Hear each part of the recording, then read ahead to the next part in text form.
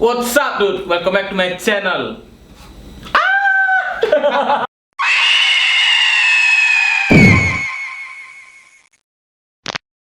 Oke, balik lagi bersama saya Wan Dudut Dan saya Agung Raka atau Raka. Jadi kita di sini akan menceritakan cerita ini, katanya Gung Raka punya cerita horor. Mari kita simak nih apa nih ceritanya. Jadi pada saat kalau di Bali itu Kajang Kliwon. Ya betul. Kajang Kliwon kan tadi kemarin kan sudah kita ceritakan tentang Kajang Kliwon di kisah Celnara kan.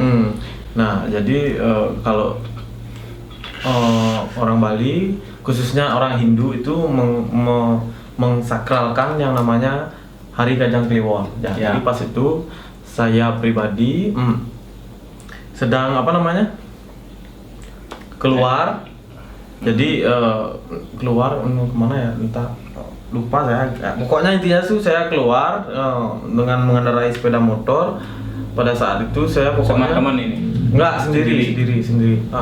Jadi saya keluar, entah kemana lupa saya, pokoknya intinya tuh keluar. Jadi pada saat di perjalanan itu saya melewati jalan yang sangat sepi. Oke. Jalan yang sangat sepi. Nah, itu kalau nggak salah di daerah mana ya? Intinya kan ini jalannya sepi, maksudnya nggak ada lampu jalan gitu. Apa nggak ada penerangan sama sekali? Kalau yang namanya desa, bukan desa. Di pelosok kah? Bukan termasuk desa juga sih, tapi kayak pedesaan. Kanan kiri itu sawah, dan ada kayak sebecam semak-semak belukar. Nah, berarti penerangan minim banget di sana. Minim, bahkan hanya lampu cahaya motor saja. Oke. Cahaya motor saja yang menerangi lampu itu. Saya sendiri kebetulan. Nah, jadi pas di perjalanan itu saya merasa di perjalanan itu saya cuma sendiri. Jadi di sana saya merasa motor saya itu sangat berat. Oke. Motor saya sangat berat. Nah, dan saya tetap berpikir positif dan saya tetap melanjutkan perjalanan. Jadi pada saat itu entah kenapa saya merasa motornya berat dan oleng. Berarti nggak stabil ya? Nggak stabil. Entah itu ada gangguan apa, mungkin saya nggak tahu, karena saya tetap fokus dengan perjalanan saya. Jadi pada malam itu saya sedang keluar dan motor merasa berat dan oleng. Nah, saya tetap melanjutkan perjalanan. Nah, setelah itu sesampainya saya di tujuan, saya menceritakan kepada teman saya bahwa saya seperti itu. Nah, dan teman saya pun bentar nih, tujuannya ini kamu ini dari rumah mau kemana gitu? Ke rumah teman. Rumah teman ini posisinya dia tuh bisa dibilang desa, bisa dibilang kota ya, tapi minimnya pencahayaan di sana, akses jalan ke sana. Bukan. Rumah teman saya itu di Kabupaten Gianyar. Besar Kabupaten Gianyar, dan untuk jalan kesananya itu akses jalan kesananya itu yang minim penerangan. Okay. Nah, jadi sampai saya di sana, nah saya menceritakan dengan teman saya bahwa kejadian saya tadi di jalan itu seperti itu. Nah, jadi pas saya menceritakan dengan teman saya memberitahu bahwa memang di jalan tersebut memang agak sedikit bisa dibilang angker. Jadi, nah setelah itu saya ngobrol-ngobrol dengan teman saya karena sudah lama tidak ketemu. Teman SMA kebetulan. Jadi cerita sudah larut malam, saya pun pulang. Nah, untuk pulangnya saya pun tidak mau ngambil jalan tersebut karena saya sudah kalau orang Bali bilang itu tangar, atau punya trauma lah untuk lewatin jalan. Itulah istilah. Nah, dan saya pun mengambil jalan alternatif. Saya lewat jalan baik. Kamu tuh muter ya ngambilnya? Iya, saya lewat jalan bypass kebetulan karena tidak Nah, ini rumah teman saya ini memang aksesnya itu likak-likok, tapi dia diamnya itu di kotanya. Di kota. Nah, itu setelah itu saya mengambil akses jalan alternatif yang lain. Nah, sesampainya di rumah, mungkin teman saya ini Wawan mungkin tahu keadaan di rumah saya seperti apa. Kalau orang Bali itu biasanya ada kayak penghuni karang, kalau penjaga rumah lah, penjaga rumah. Dan kalau kepercayaan orang Bali ya? Iya, kepercayaan dari orang Bali. Jadi setiap rumah di Bali itu, khususnya orang Hindu, kita ini di sini punya namanya penghuni karang, yaitu adalah penjaga rumah. Ya, bisa dibilang seperti penjaga rumah dari hal-hal yang memang tidak buruk diinginkan. yang kita lihat lah. Ya. Nah, kebetulan saya entah gimana di rumah saya itu tidak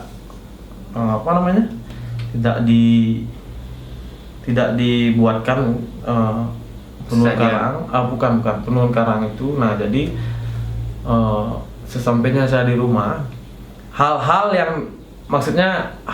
yang negatif itu saya rasakan. Yang negatif di jalan itu sampai rumah pun saya rasakan gitu loh. Oke, jadi gini ya, saya perjelas. Jadi di rumahnya dia tuh nggak ada namanya penghuni karang. Berarti di rumahnya tuh nggak ada yang jaga. Hal-hal negatif tuh gampang masuk ke sana. Begitu jadinya ceritanya.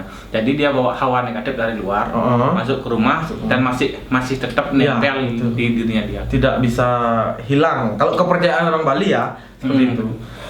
Bawa sampai mimpi nggak? Enggak. Jadi sampai di rumah itu kebetulan itu sudah sekitar jam 11-12an itu saya sampai rumah. Nah, orang rumah kebetulan sudah tidur semua. Jadi saya sendiri masuk ke dalam halaman rumah, standar motor, sampai di depan kamar saya pun itu saya masih merasa ada seseorang yang masih mengikuti gitu. Cuman entah itu halusinasi atau memang saya sendiri yang takut, nggak tahu. Jadi gini ya, kalau menurut saya lebih baik kita tuh melihat dari sisi positif dulu, jangan keduluan ini ada gini gini. Jangan duluan berpikir negatif, berpikir itu adalah hal-hal mistis. Lebih baik kita lihat dari sisi positif. Mungkin saja waktu itu motor kamu tuh berat gara-gara ban, mungkin bisa jadi ban, mungkin banyak kurang dipompa. Terus kenapa sampai rumah merasa negatif ya, karena kamu kepikiran, karena terbawa sugesti, mungkin bisa seperti itu. Cuman sih orang-orang di sana itu bukan sih orang-orang di sana, orang teman saya yang di sana itu bercerita memang jalur akses ke sana itu memang ya, apalagi kita di jalan kan, maksudnya.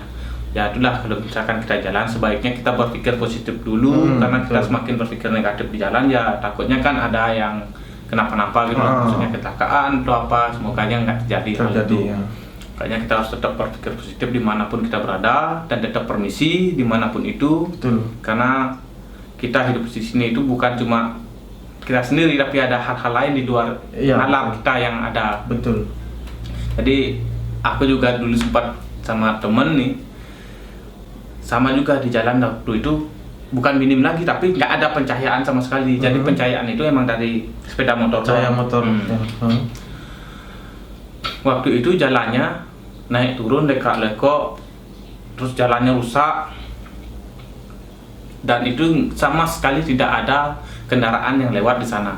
Oh, jadi di jalan itu cuma kamu sendiri? Iya, kita berdua sama teman. Jadi waktu itu aku mikirnya di sana pasti ada perumahan kan, biasanya kan kalau di jalan-jalan itu ada satu dua rumah itu, tapi ini sama sekali nggak ada. Emang itu kayak ngelewatin kayak melintas ke hutan, tapi itu sebenarnya bukan hutan, persawahan kayaknya ya, atau apa namanya, semak-semak. Kayak semak-semak, karena di Bali kan karena ada hutan. Sempat karena saking penasarannya, beberapa bulan kemudian sempat saya cek lagi sama teman saya ini. Pas waktu siang hari, siang hari saya sana biasa aja sih, nggak ada hal-hal aneh. Tapi waktu ketika itu malam hari itu padahal itu masih jam 8. Pas siang hari itu ada orang lewat? Ada, biasa, jalan biasa. Terus? Masalahnya ini kan di desa, di pelosok apalagi. Waktu itu masih jam 8 malam. Jadi saya lewat sana berdua. Yang pertama saya lihat tuh yang aneh itu adalah ada kali kecil, nggak tahu itu cuma saya yang lihat apa teman saya juga ngeliat, nggak tahu. Pokoknya saya ngeliat ada kain putih. Entah itu ya kita pikir positif lah, mungkin itu layangan lah atau apa. Saya lewat itu dan motor emang nggak berat sih waktu itu. Jadi posisi kalinya itu ada jembatannya atau kecil? Jembatan kecil banget. Dan setelah saya selidiki, teman saya punya saudara di sana, bukan saudara sih, kayak punya teman, tapi temannya ini saudaraan. Pokoknya ada kenalan lah dari sana. Orang itu bilang bahwa emang di sana tuh tempat orang-orang biasa. Kayak di Bali itu kan kita habis ngaben, buang abu. Nah, itu cuma nganyut abu. Oh iya. Jadi kita di Bali itu habis ngaben, kita tuh biasanya apa namanya? Habis kita ngaben itu abu-abu yang sisa pengabenan itu biasanya kita kan kembalikan ke kayak di sini ke pantai. Karena di sana tuh nggak ada pantai, ya tuh ke sungai. Kalau memang jauh aksesnya dari ke pantai, memang ada alternatifnya di sungai.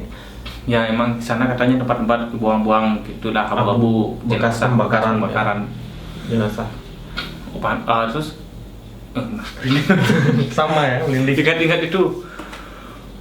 Waktu itu pas teman saya cerita itu kan, karena saking penasarannya tuh, makanya beberapa bulan kemudian saya cek lagi ke sana. Saking penasarannya, cek lagi ke sana. Tingkat penasaran Anda bagus juga ya. Habis itu dan waktu hari itu biasa aja, nggak ada hal-hal aneh, nggak ada, maksudnya nggak, mungkin ya kita lihat dari sisi positifnya, mungkin waktu itu malam nggak ada orang lain yang selain kita berdua, dan juga nggak ada kendaraan lain. Mungkin rasa takut itu membuat kita parno. Ya betul, karena malam hari posisi sendiri di jalan, minim penerangan, otomatis pasti siapapun pasti. Makanya tetap berpikir positif ketika jalan. Makanya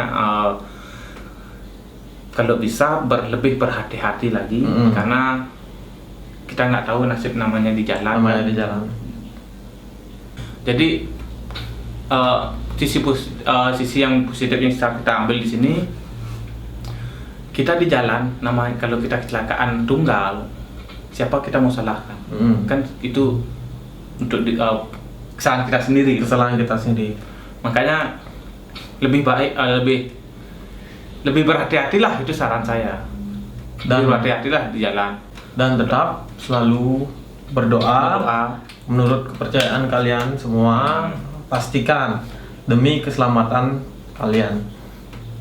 Ya, ada lagi. Jadi, mungkin itu aja biar nggak terlalu panjang. Besok-besok kita lagi cerita. Ya. Karena masih banyak cerita-cerita yang lebih seru, nanti kita bakalan cerita.